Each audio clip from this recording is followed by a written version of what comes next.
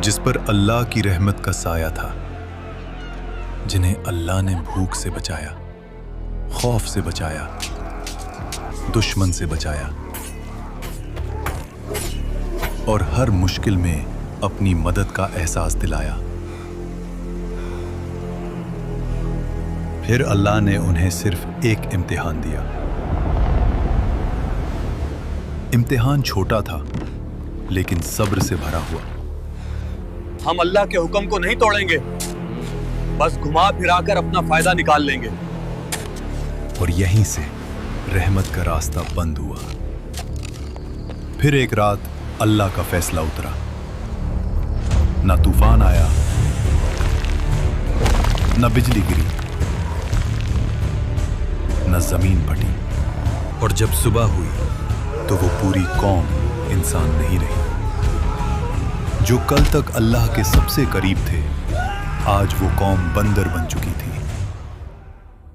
ये वाकया है असहाबी सब्त का, और ये सिर्फ तारीख नहीं, ये आज का आईना है।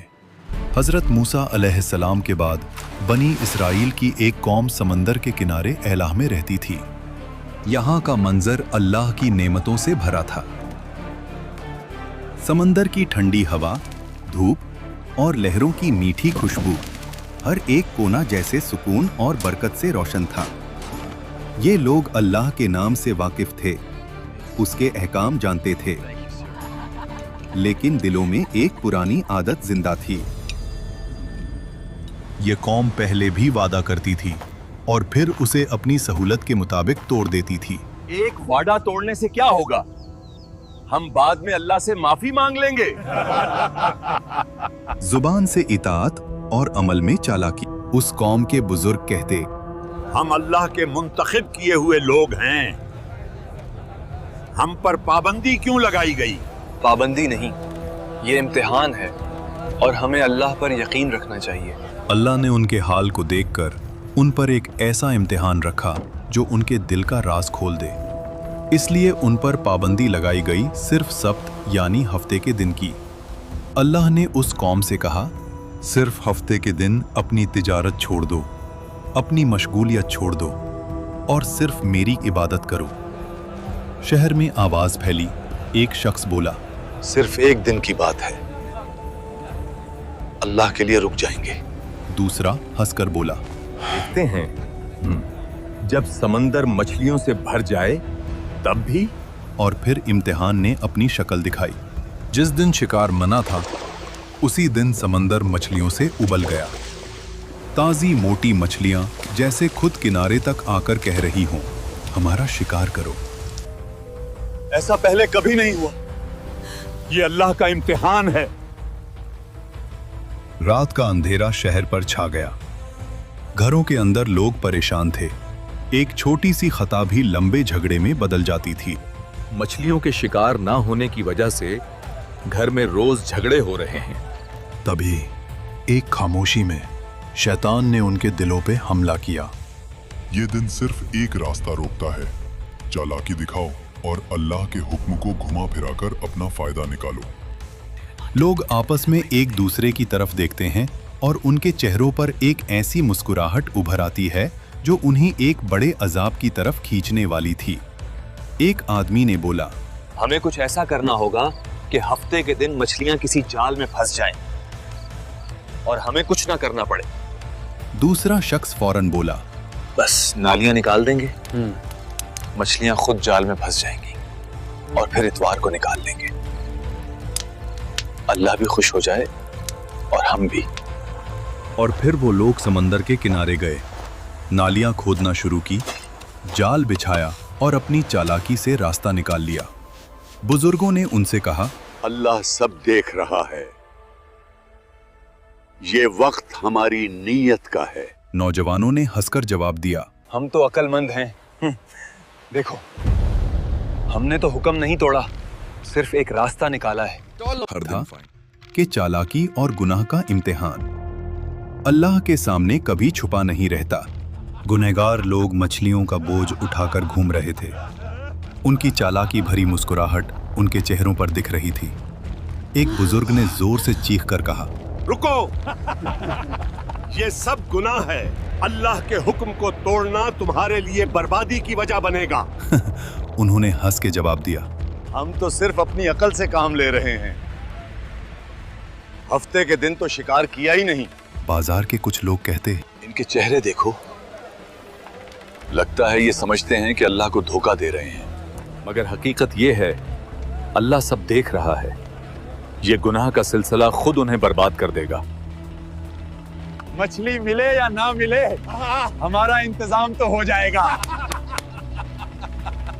हमारी अकल से मछलियां मिलना शुरू हो गई हैं।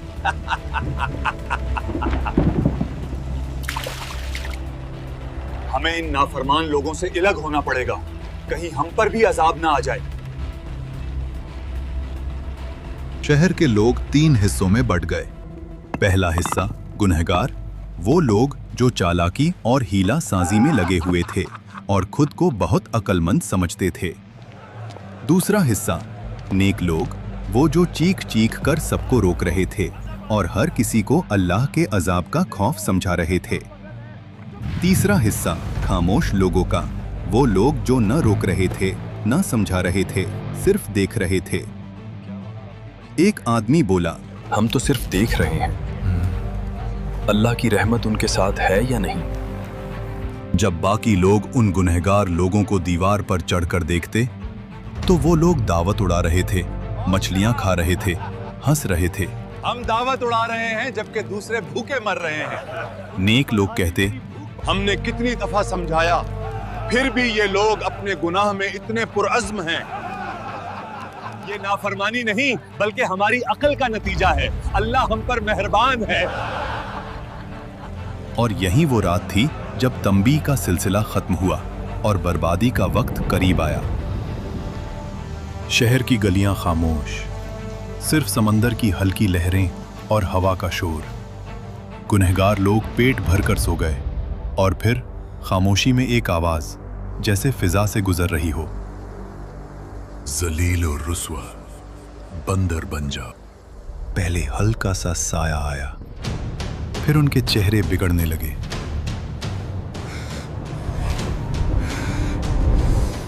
उंगलियां लंबी और पंजियों जैसी हो गईं।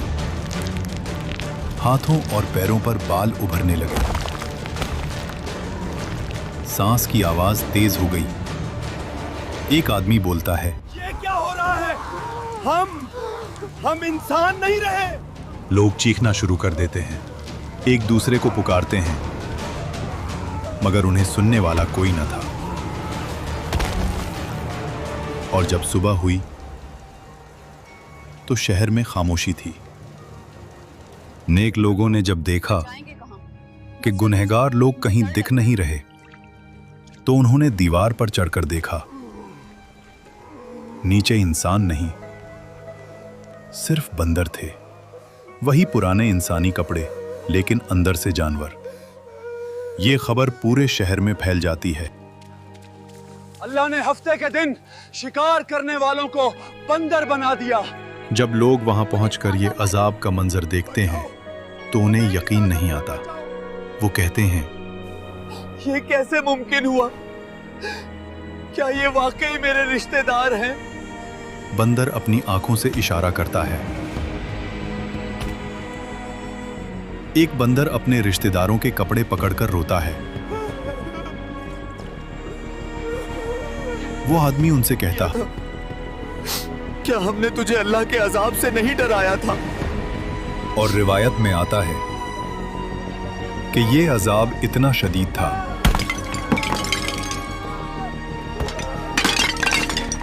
कि ये लोग 3 दिन से ज्यादा जिंदा ना रह सके, ना खाए न पिए, बस तड़प तड़प कर खत्म हो गए। अस्हाब सब्त का जुर्म मछली पकड़ना नहीं था, उनका जुर्म था अल्लाह के कानून के साथ हीला साजी करना। आज भी हम कहते हैं, सूद एक प्रॉफिट है, रिश्वत सिर्फ तोहफा है और झूठ एक मार्केटिंग टेक्निक। याद रखें, अल्लाह लफ्जों को नहीं, नीयत को देखता है। क्या आज हम भी अस्हाब सब्त की तरह अपनी चालाकी और लालच में भटक रहे हैं? हाँ या नहीं? अपना जवाब कमेंट्स में बताएं।